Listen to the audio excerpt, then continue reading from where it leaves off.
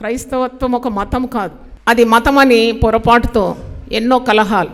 కానీ క్రైస్తవత్వం ఒక మతం కాదు. మత్తయి సువార్త 23:15 అయ్యో వేషధారులైన శాస్త్రులారా, పరిసయ్యులారా, ఒకని మీ మతములో కలుపుకొనుటకు మీరు సముద్రమును భూమిని చుట్టి వచ్చెదరు.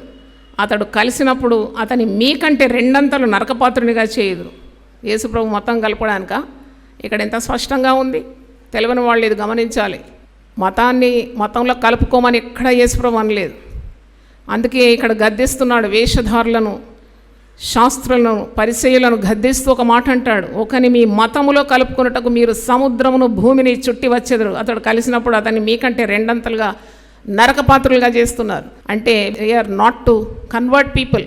మనది మతం కాదు, ఇది మార్గం. ఇది అందుకే అంటున్నాడు, నేనే మార్గాన్ని, నేనే సత్యాన్ని, నేనే జీవాన్ని. ఆయన నమ్మడం ద్వారా మనం సరైన మార్గంలో వెళ్తున్నాం. నిత్య జీవానికి మనం ప్రవేశిస్తున్నాం.